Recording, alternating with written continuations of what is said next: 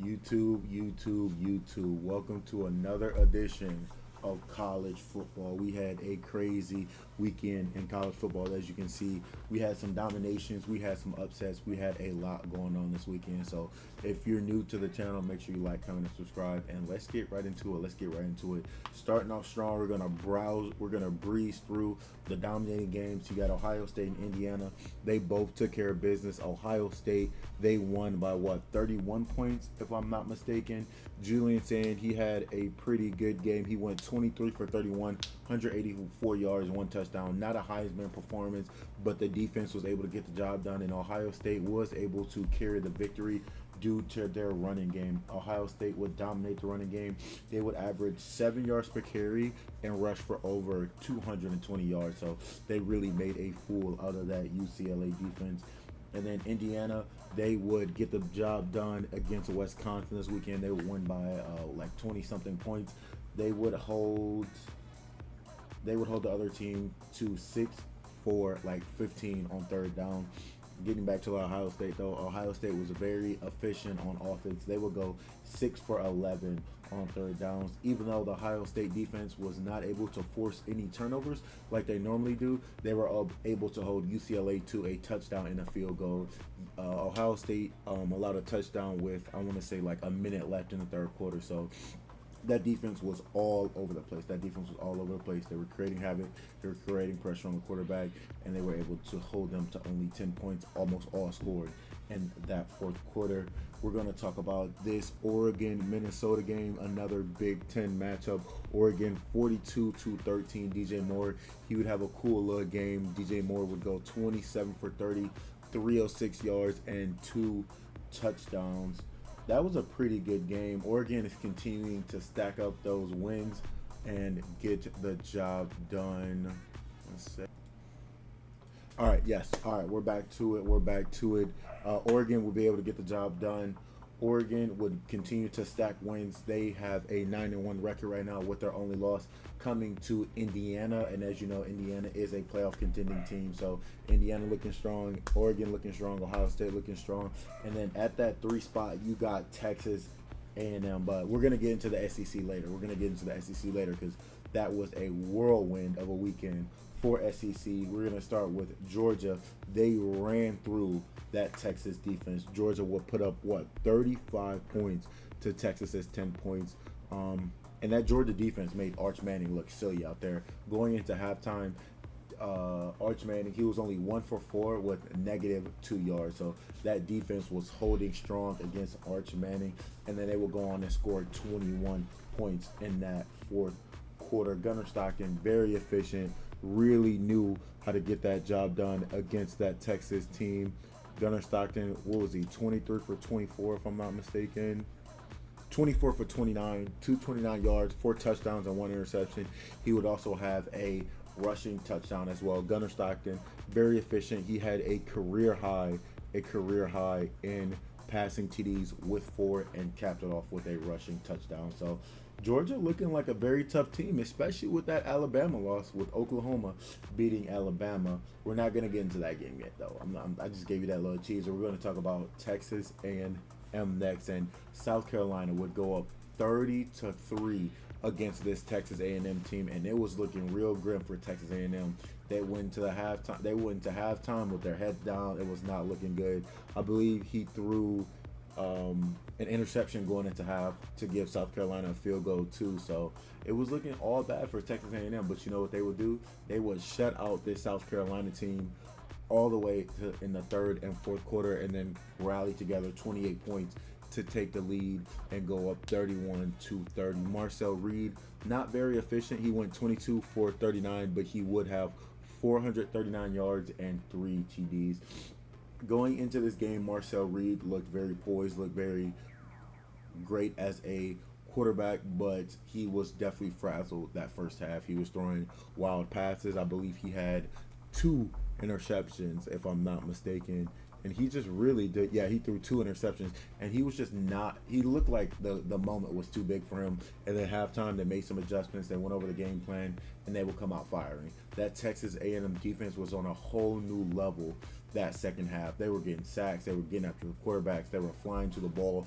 I mean, every play that Texas A&M defense was on, it was 4 or 5 people making group tackles. So that A&M defense knew they had to buckle down, and they were saying, "Hey, it's not going to be our fault in the second half if we lose this game. If we lose this game, let's get into crunch time. Let's get after it. Let's make sure we get after the quarterback and get the job done." And then the last thing we're going to get into is this Alabama and Oklahoma game. On paper, Alabama should have won this game. They were better in Oklahoma in every single stat except one, which is the most important.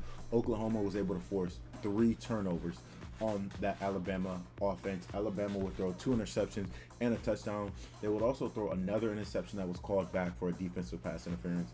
That was in the red zone. Alabama would end up scoring. So if they didn't get called for that pass interference, this game would have gotten blown wide open. That Oklahoma defense really had Ty Simpson shook out there. Ty Simpson did not have the answer. And when you have the worst rushing stats in the SEC and your quarterback to be off, it is a recipe for disaster. That's why Alabama would go ahead and lose this game. Oklahoma's defense is looking very tough. John Mateer, he did not have a great day, but John Mateer knew how to manage the game, right? He's like, all right, this defense is playing absolutely out of this mind, so let's just make sure we don't turn the ball over. Let's make sure we move the ball and just not give it back to Alabama to continue to give them a chance to score. And that's what they would do. John Mateer would manage the game very well and continue to hold strong to make sure that they didn't get a chance to make a comeback in that game. With the SEC being as hot as it is right now, and with the upset of Alabama, the SEC title game is looking very interesting. Right now, Texas A&M is sitting at the top of the conference for SEC. They are 7-0 in the SEC right now, and that's the schedule. 1 second, standings, all conferences.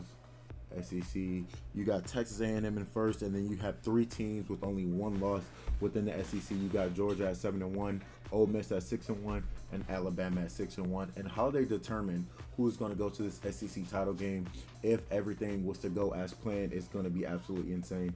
As you know, Alabama beat Georgia, and Georgia beat Ole Miss, so there's no true tiebreaker to see what is going to happen for this SEC title game. So I'm interested to see. As you know, Georgia Tech and Georgia go at it the last game of the season. Even though Georgia Tech is not an SEC team, if they get a loss there, that would make it even more interesting. I believe for Alabama to make it to the SEC game, they would have to beat Auburn, and one of 2 things would have to happen. Texas has to beat Texas A&M, or Mississippi has to beat Ole Miss. If one of those were to happen, Alabama has an easy road into that SEC title game, and I don't see anybody beating Alabama in an SEC title game. If they all went out, then it will be interesting because, as you said, there is a 3-way tiebreaker, and there's no easy way to kind of say it. It'll get into strength of scheduling, it'll go into opponent's odds, and this is that and other. So how they calculate the SEC championship game, if they all went out, would be highly interesting. Let's look at the rest of this Texas A&M schedule. Looks like they face Texas at the end of the season, so I need Texas to really show out and beat this A&M team so we can have an interesting topic for the SEC title game to make it even more. As we know, my favorite conference is the SEC right now, so I'm interested to see everything that's going to go on. We did get a new AP poll. What's today? Monday. We got it yesterday at the number 1 through 3 spots. Those haven't changed yet. You still got Ohio State, Indiana, and Texas A&M at the top of those ranked, with Alabama's only loss. And with Alabama losing this weekend, we saw a couple teams getting shuffled around that top 10 spot. You got Georgia at number 4, Ole Miss at number 5, and then Texas Tech would jump up 2 spots to that number 6 spot. Oklahoma, with that win over Alabama, they jump up to the 8th spot, and then Notre Dame at 9, Alabama at 10. So Alabama not punished too heavily, but definitely punished for losing that game. So let's talk about who I feel like is at the top of the conference and will beat the conference champions is Michigan beating OSU this year. You know, that game always haunts me as an Ohio State fan, right? Because as you know, Michigan has our number every single year. If I'm not mistaken, last year Michigan did beat us and we still won the national title. So even when you have a national title team, we still can't seem to beat Michigan. So let's go back to 24 here. Yeah, we lost to Michigan last year, 13-10, and we were the national title. So Michigan haunts every single Ohio State fan because somehow, some way, they always get the job done. For the Big Ten right now, you got Ohio State, Indiana at the 1 and 2 spot. I got Ohio State beating Indiana. I think Ohio State's defense is what separates us from that Indiana. We are very great in percentage-wise against teams in the red zone. I believe we hold teams to below 18% scoring chance, scoring touchdowns in the red zone. In the SEC, I got Alabama over A&M right now, but I'm still trying to see where the SEC is going to fall. In the ACC, you got Georgia Tech at the top, and at the Big 12, you got Texas A&M at the top. And then looking at some upcoming schedules for this weekend, you don't have too many top 10 games. You have who you have this weekend? You got Oklahoma at Missouri at 12 on Saturday, and then the sneaky game of the week is going to be Arkansas at Texas. But I hope Arkansas wins. I'm not that big of a Texas fan, but I always love to see some shakeups and some upsets in that SEC realm. So definitely a good weekend. Definitely a lot going on. We did do some game reviews, so you're going to see some of the highlights in there. If you're tapping in on the YouTube side, thanks for tuning into the video. Make sure you guys like, comment, and subscribe. For my people on TikTok,